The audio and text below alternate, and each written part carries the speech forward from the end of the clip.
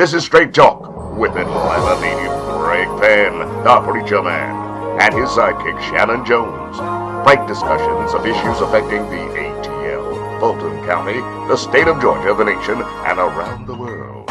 And now, here they are, live and in living color, the team of Jones and Fan, the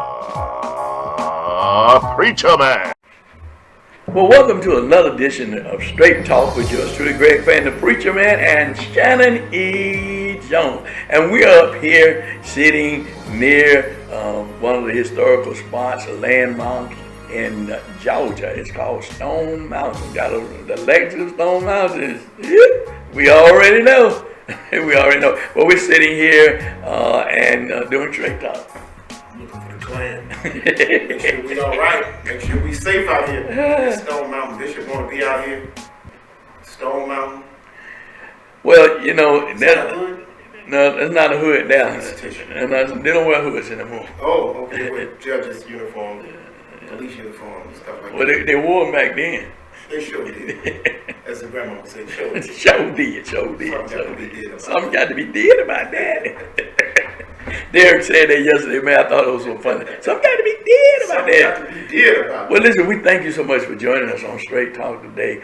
But we got a great program for you today, as always. And thank those of you who are sending comments and how you enjoyed the program last week.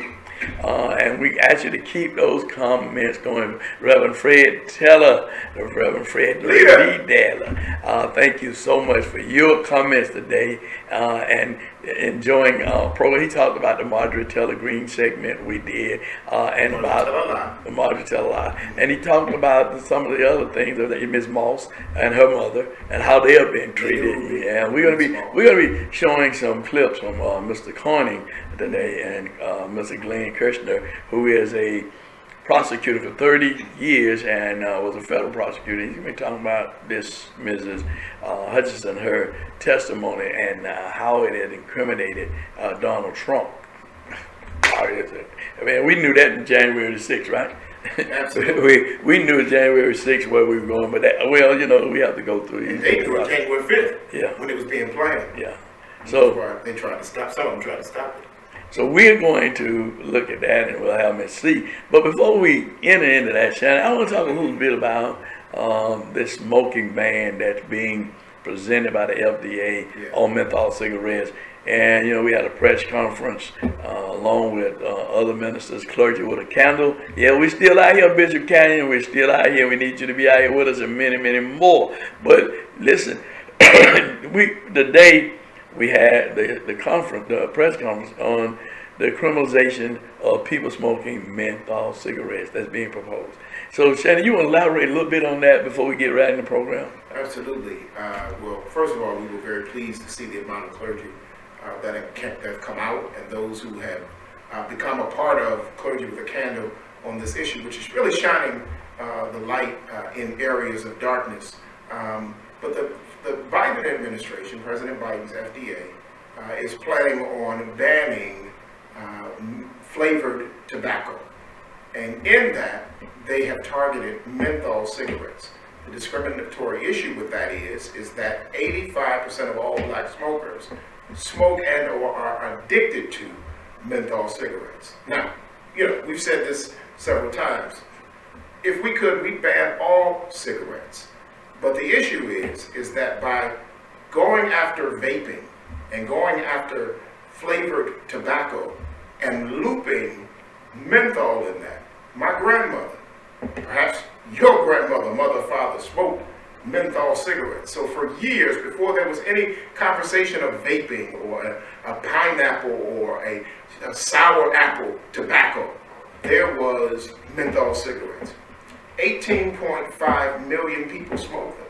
And to remove the ban instantaneously will create a over-criminalizing issue.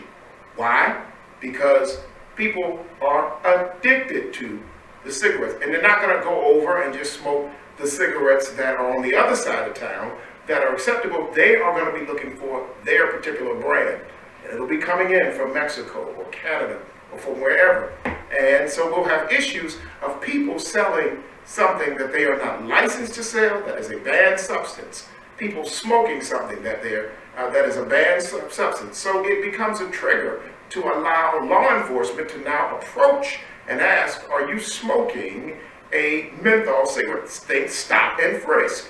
So it becomes an issue for smoking a cigarette. So in 50 states, it'll be a major crime. In 44 states, it will be a felony. In 37 of those states, it will be a mandatory minimum sentencing. In 30 states to 37 states, mere possession of a cigarette, will be a crime. And if you are in a 3-strike state, that can count. Selling the cigarette, not possession, but selling it, can count as your 3rd strike. So what is this? It's a pipeline to the prison industrial complex as they are criminalizing tobacco and decriminalizing marijuana.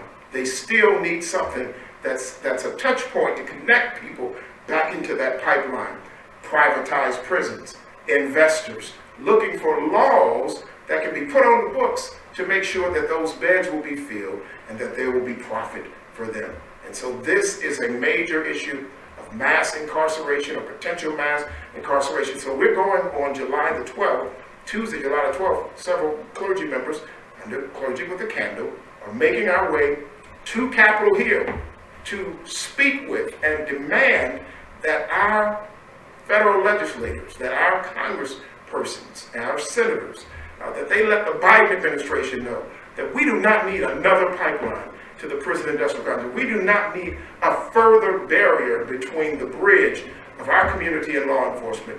We need to be able to fix the issues. We need to be able to lower the instances of black and brown people going into the prison industrial complex. And this is not the way to do it. This is going to lead them completely in there. So several organizations, NAACP, several thousands of churches have said, look, we're writing letters telling them to do the ban because they're looking at it from a health issue, but they're not looking at the overall health problem that affects the African American community and brown community, which is the destabilization of black families and the black community because of mass incarceration, because of the prison industrial complex.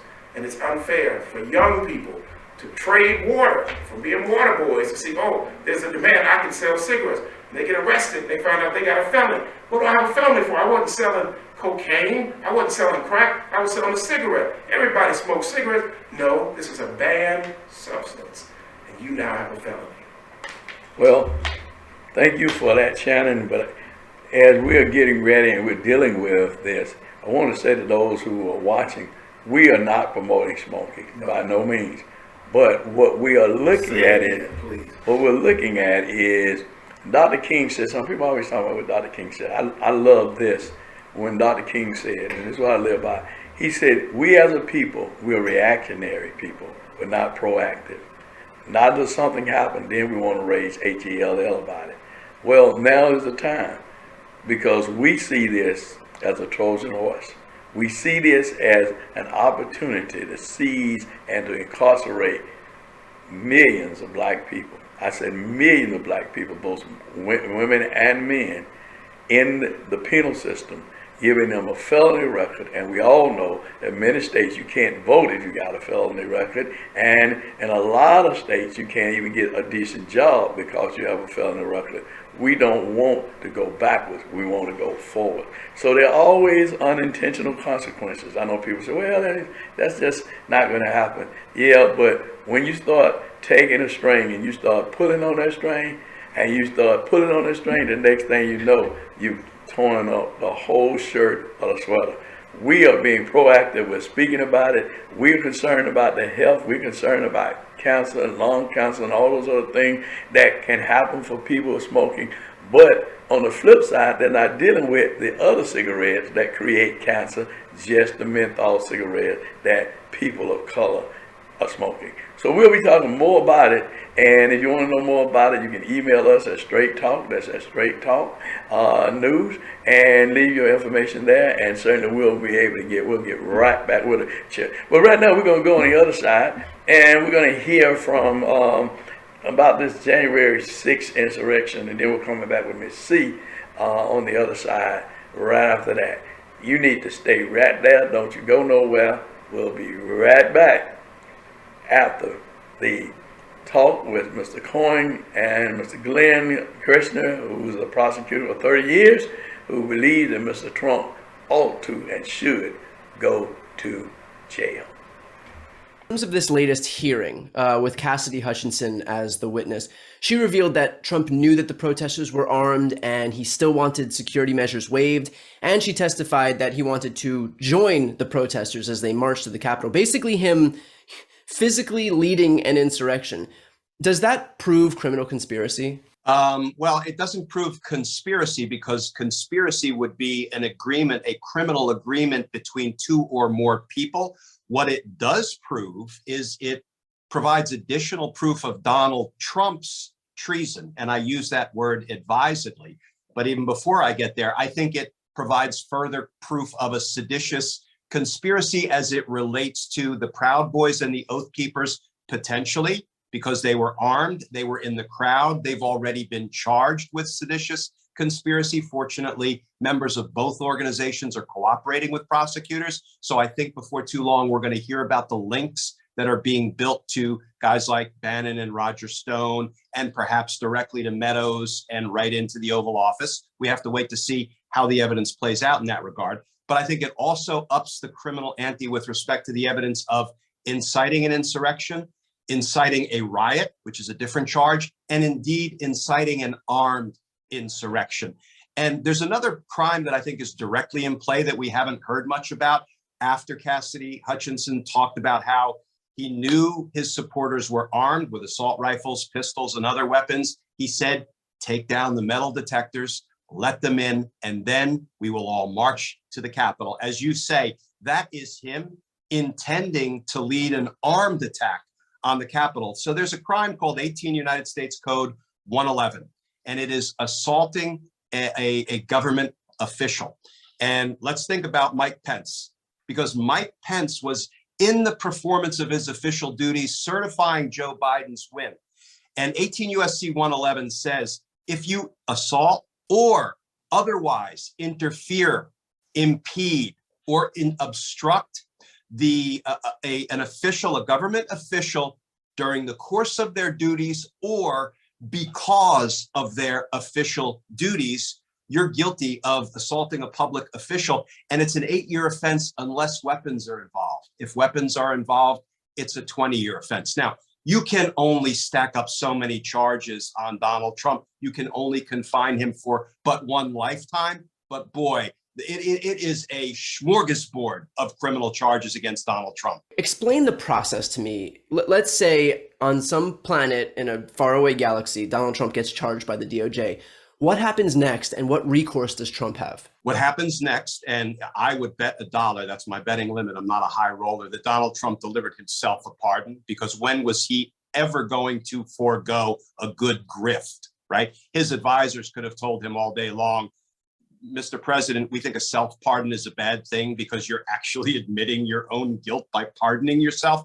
He did it. He has it in his back pocket. I am convinced. So the first thing he would do is he would pull out that pardon, and then the Department of Justice would have to litigate whether a presidential self-pardon is constitutional. There's no legal authority. There's no precedent because a court has never taken that issue up. But there is an Office of Legal Counsel opinion that is a product of the Watergate days that says summarily a presidential self-pardon is not permitted because no man can be a judge in his own case. And it's completely devoid of legal reasoning or authority. So I don't think it's really worth the paper it's written on. But the Department of Justice, Office of Legal Counsel, at least in the 70s, took that position. So I think a court would strike down a presidential self-pardon. Then the next thing is he would be hauled into court. He would be arraigned on the indictment. The judge would make what is probably not the difficult decision about whether to detain him pending trial or put him on release, home detention, electronic monitoring pending trial, which would be my bet, although I think he has earned pretrial detention in my estimation. And then motions would be set, litigated, and a trial date would be set. And here's one thing I am sure of. We can impanel a fair and impartial jury to try Donald Trump. I am convinced of that from spending 30 years picking juries in the courts of Washington, D.C. Can they? Hi, Miss C here with your 3-minute news blast or more. Hey Greg, hey Shannon, hope you all are doing well. It's a beautiful day in the neighborhood, isn't it? Okay, listen. Shady Grove Baptist wants you to join them each and every Wednesday at 2 p.m. for their Inspiration Conference call. The phone number to call is 917-900-1022. The access number is 404-755-4332. The pastor is James Tukes Sr. The 84th church anniversary of Bethlehem Missionary Baptist of Houston, Texas will be celebrated July 24th at 8 a.m. with Reverend Carl Fortuneau of Beaumont, Texas as guest speaker. They're going to have some pre-anniversary celebrations, and the first one will be July 10th at 8 a.m. with Reverend Christopher Tyler of St. Paul Missionary Baptist Church here in East Point. And another one on July 20th at 7 p.m. with Reverend Ernest Hilaire Jr. of Houston, Texas as guest speaker. You can listen live on Facebook. You look for Bethlehem Missionary Baptist of Houston, Texas on Facebook Live. Reverend Mose A. Jones is pastor of Bethlehem Missionary Baptist of Houston. Okay. Black Push presents an evening of service inaugural gala Saturday, July 16th from 6 to 10 p.m. at the Omni North Tower, 226 Marietta Street in Atlanta, hosted by comedian Rodney Perry. This evening of service gala will honor many outstanding citizens: Ambassador Andrew Young, Zernona Clayton, Hank Thomas, Reverend Timothy McDonald, our own Straight Talk News Reverend Shannon Jones, Bishop Reginald Jackson of the 6th Episcopal District of the AME Church, Sandra Lee, Deputy Political Director and Executive Board Member, Helen Butler, Executive Director of the Georgia Coalition for the People's Agenda, Latasha Brown, co-founder of Black Voters Matter, and Deborah Scott, CEO of Georgia Stand Up and White House Champion of Change. Special guest will be America's Got Talent, our own, right here, homegrown saxophonist Avery Dixon. And that's going to be July 16th, 6 to 10 p.m. For more information, call 678-823-7638. And if you miss any of that, just rewind me. Hey, listen, before we go, I have 4 things I'd like for you to do.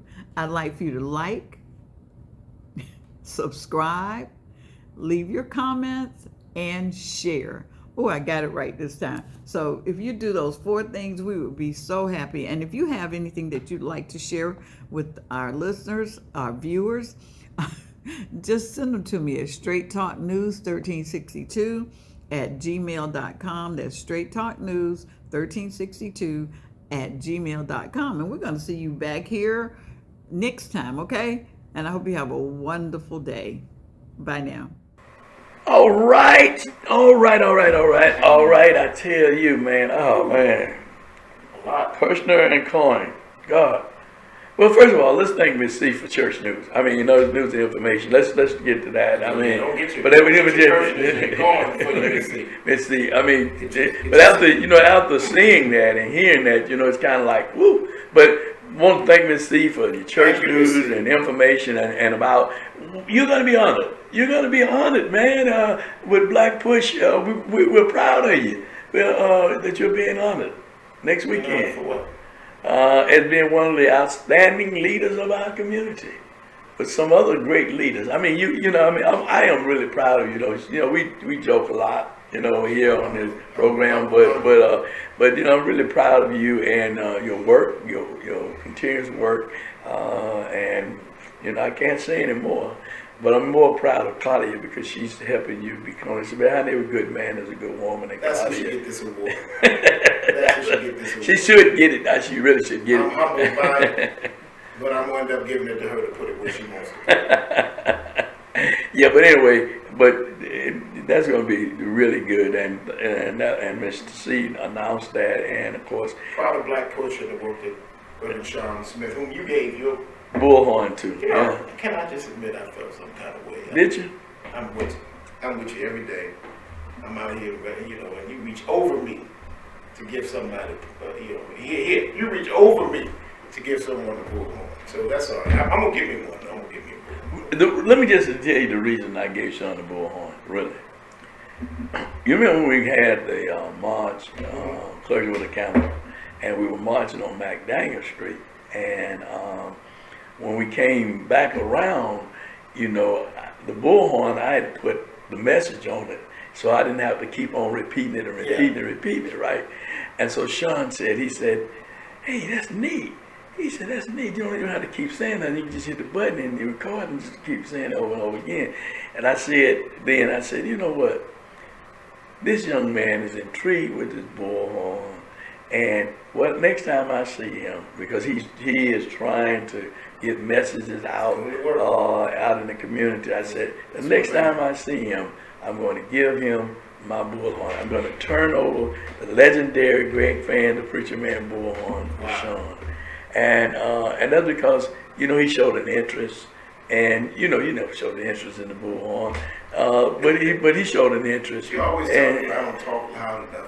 I needed the bullhorn. You weren't gonna use it. No, I think it went to a great place. Right, and then when we was over to the church, Apostle Meeks Church, and we had the event at Apostle Meeks Church, and he pulled up. I said, "Come on, go with me." And he walked with me to the back of the car, and I gave him, I said, this is my bullhorn, I'm turning it over to you. And he was like, really? Really? I said, yeah, because now you got to go forward. Because I see the work that you're doing, I see how you're trying to help our people, I see how you're standing up against injustice. So this is yours to carry forth. Because really, I don't really need a bullhorn. I can project out. But over all the years and all the demonstrations and things I've led, it's time now to pass the torch on. And I believe Sean would be worthy, and is worthy. It is worthy. He's doing a great job. I kid with him and with Bishop Fan about that. But Sean is my brother, love. He's a little brother from another mother, and I love him and the work that he's doing. And I'm so honored to be with Sandra and Ambassador Young and Black Voters Matter. I mean, Mrs. Clayton. Mrs. Clayton. And so many others. And Hank, you know, who rode on the Freedom Ride. Yeah. And so my thing is you know, I accept that this award on behalf of those who have gone before, whom shoulders I stand on, and for those who will go on beyond my years, who will also be standing on the shoulders that I have given. So it's an honor to give it, to receive it, and it's an honor to know that the work continues. The work continues. Truly. I ran into Kwame Abernathy, Reverend Abernathy's son, as you can see. Yeah, you can see that picture on the wall. But he was little Kwame. but and how he expounded me, because how, you know, his father poured into me, and because now I am doing what I'm doing because of being on the oil. Now I'm pouring the oil, yeah. So I just that's the way we do. We just pass it. We just pass it on. But you know, I want to move to this. You know, we've been on this insurrection, and we were on it ever since January 6th, and we said we were not getting off of this. We're going to keep information going out, throwing about what's going on. And we called it treason. And we called it what it was or what it is. Now that language is creeping in. It's creeping in. It's creeping in.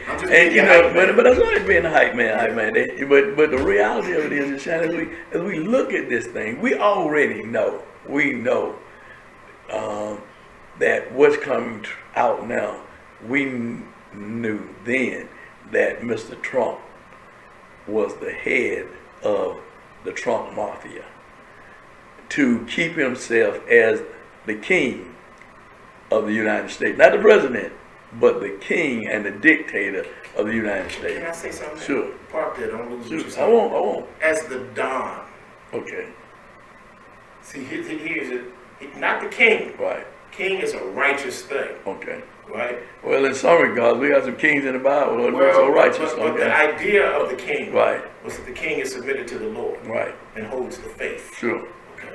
But of the Don, the Mafia Don, So he's thinking of himself less, I think, as a king and more as a member of one of the five families. Okay. And the Trump family is perhaps the sixth family of the of organized crime in New York and the world. And you know, we know, if you want to go back and look at, hold your point, you want to go back and look at the building of those buildings, right, and the corruption that happened in terms of getting a building built in New York City. So he has done enough crime to do something quote unquote legitimate, to think that he could turn something that's legitimate into a part of his criminal enterprise, and that I'm too big to fail. You can't stop me. You know, they'll say this, they'll say that, they've always said that, but we can pay them off, we can scare them off, we can do what we want to do. This man was thinking more as a mafia don, I think, than as a king or a dictator. Yeah. Well, he dictated anyway, but he dictated on his job. You're fired. You're fired on this Apprentice show. You're fired. You're fired. And that's the same mentality that he carried over into the presidency. And he did not listen and would not listen to people who had been working in government, who understood how government worked, and he wanted to do it, run it just like it was his own business. Like this United States of America was his own company, and those of us who were in his company were subject to what his whim is. And so now we see that our government has a check and balance. It's a check and balance, right? So now this committee has been charged. They try to stop the committee now. Remember that they tried to stop the committee. Many Republicans, Meadows and some of those others, and what's his name? The Congress of the congressional persons. I can't think his name, escaped me right now. But he could have put Republicans on the committee, but he didn't want to put Republicans on the committee. All right, he didn't want to. So then they end up putting on Liz Cheney and Allen Kinzinger, right? So now you got people who are bound to the Constitution, bound to their oath of office, trying to right a wrong and let the American people see the wrong. And Mrs. Hutchinson, who was dead in that office, who was dead in that room, young lady, gave testimony about what was going on. And because of her testimony, that's why you hear this federal prosecutor telling us what should happen and how it ought to happen as it relates to Mr. Trump. You know, when we did a poll last week, and I'm going to do a poll this week, of how many people feel that Mr. Trump ought to go to jail. Email us, make your comments. You make your comments on YouTube, if you should, if you like to, or you can make your comments by emailing us at Straight Talk News 1362@gmail.com. After seeing this, is there any doubt in your mind that Mr. Trump and his cronies should go to jail? And as we're looking in Georgia now, with what the D.A. Willis is trying to do and his this grand jury in Fulton County. Fulton County is on the map. The Graham is got his lawyers on it trying to get out of it. He was the first one. To make a call. To make the calls, to see what we can do to help make something favorable. Turn something favorable, paraphrasing, for the president. But he's been in and out of the mob. He's been. This guy. But this thing, man, it's a criminal enterprise. Yeah. And even with Cassidy, they were trying to intimidate. And I think call him up. The president thinks a great deal of you, and this, that, and the other. Trying to intimidate witnesses and whatnot, and with fear. Right. And fear is a liar. It empowers the enemy. Right. Okay? So you can't move in fear. And I think that the code of the Constitution is going to come down and show that it is not because they got to deal with Trump. They can't let this Trumpism continue. It is a very deadly cancer. It's very deadly to the Constitution and to the this country governance of this country as a whole. Hello. You got to show as my father would say, you know, one of us did something, I'm gonna have to tell you what. Why? Right, right. Because if I don't get you on this, Right. then the next one will do something worse. Right. So when we saw one get tore up, you know, You know- for you y'all know. don't know what that is. That's called sparing the rod. And not spoiling the Don't child. spare the rod. And we'd see one get, and I'd get to crying, Right. seeing what that one is getting.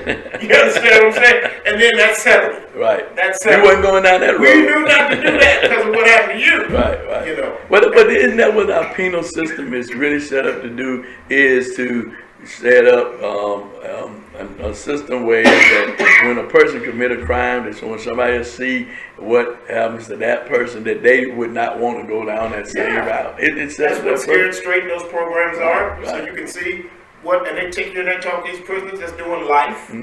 Let you know you don't want this. But you know, just switching the subject just a little bit, I'm sure you how crooked and corrupt this is.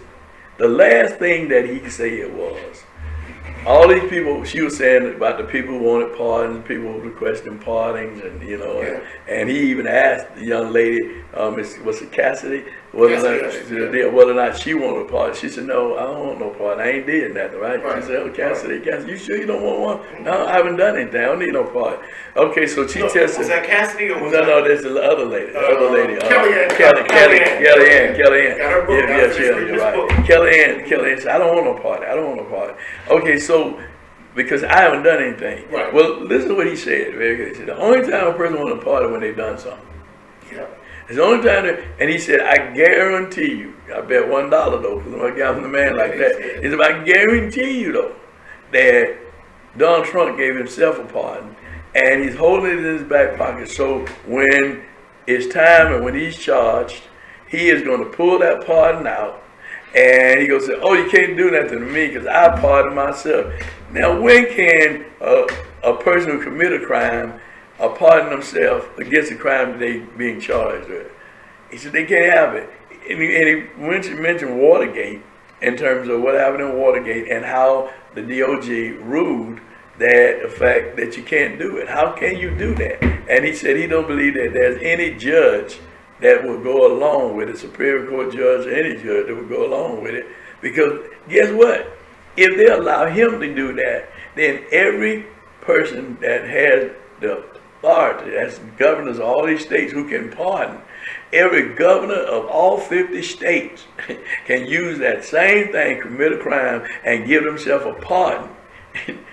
I mean, you set a precedent that They do it. They do it. You know, In other words, America will look like Russia it will. if that happens. Absolutely, absolutely. And we can't do We that. can't do it. But Shannon, you know, we got more to come. Just stay here with us as we continue this January 6th insurrection, and as we're gonna stay on it and until we find out what the final outcome is, get the committee's final report. We're going Wait a to minute. DC. Maybe we can sit with Congressman Thomas.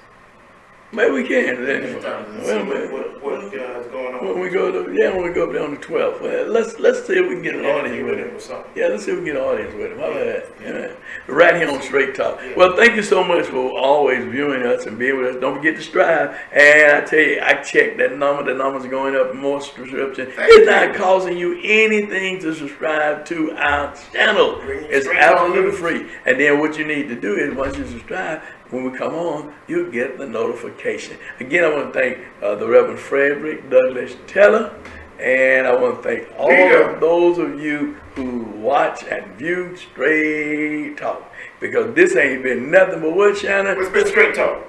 Well, can I say something before we go? Because I left out some key people that getting the award, and I don't want to do that. I want to celebrate Reverend Tim McDonald and Bishop Reginald T. Jackson, Sister Helen Butler, our Sister Latasha Brown, and Deborah Scott. Right. You know, want to just make sure all those names, and we said Zerdona Clayton and Mr. Thomas Henry Thomas, but want to just say those at Reverend Tim McDonald again. I want to make sure that that we say all those. So honored to be in that number. Now, this ain't been nothing but. Wait a minute, before we go out, since you did that, is one person I want to just talk a little bit about, the one that's been on, the young lady with Black Lives Matter. Latasha Brown. No, Black Voters. Black Voters Matter. Yeah. that young lady has done a great work, and for Sean and Black Push to give her recognition, because so much recognition has been given to Stacey about turning out the black votes and all that. But this young lady And organizing. and her organization did a whole lot of work, as well as Helen Butler and Yes, the folks. People Agenda did a lot of work. Not only that, but Sandy Williams and the labor union did a Yes. lot of work. But there are a lot of people who work to make sure that the black vote will turn out. But guess what, brothers and sisters? We have to do it all over again. Better. We need to make sure that come November, we go to the polls. We go to the polls and record numbers, and don't let them steal this election. Don't let them steal this election, because the plan is that you bet the big smoke and gun. But the plan is that we're going to not let Stacey win. We're not going to let Democrats win. We're going to not let anybody win who we don't want to win. It's going to be a Republican win. Now, I don't need a Republican or a Democrat. Now, I say this all the time. But you have to vote for the person that you feel is going to best serve you. I'm talking about corruption in government. I'm talking about corruption in government. We just got to be talking about the biggest corruptor was the president of the United States that was elected, that never should have been elected. I say it again, never should have been elected. But the election was hacked and stolen the first time, we believe, and we can see that that's a very corrupt and was a very corrupt administration under the regime of Donald Trump. And what did Senator Warnock tell us in our meeting with him last week? What did he say? He said that this election is key, because if we don't turn out for this election, it can take us back 50 years, and we'll be fighting 50, 60 years trying to just get back to what we forfeited now. And we're still calling for liberation now. We're still calling for justice now. Can you imagine going back 60 years? Well, it would have been 12. Well, 60 years, no, it would have been 12. I would have been up there. No, it would have been 12. But I do want to say, as we get ready to Imagine going back to 12. Oh, man. All those experiences, No, all the no, fights, no. and Riding all back, that liberation, all that struggle, riding the back of the bus. No, to I get don't think all so. the way back. No, I don't think You so. rode the back of the bus? Yes, it did. Yes, it did. Yeah. Nobody telling you to get in the back of the bus. I couldn't. Well, as a kid, you did as you told. You go through that back door and you don't go any further than this area. Right You here. remember the first time you sat in front of the bus? I can't really recall, because honestly, I stayed right across the street from the school, so I really didn't have to ride the bus. I walked to school. I walked everywhere. But anyway, the point that I want to leave us with is that, as I said earlier, we must be proactive and not reactive. Our proactivism will be when we vote on election day, so we don't have to react to what happens to us because we did not vote. Go to the polls, register to vote, make sure you're registered to vote, and do vote. And this ain't been nothing but what? Straight Talk! Want to be a guest on Straight Talk? Email Greg Van at FANN922 at Comcast.net or call 404-308-0795. Join us again for another episode of Straight Talk with Shannon Jones and Greg Van, the Preacher Man.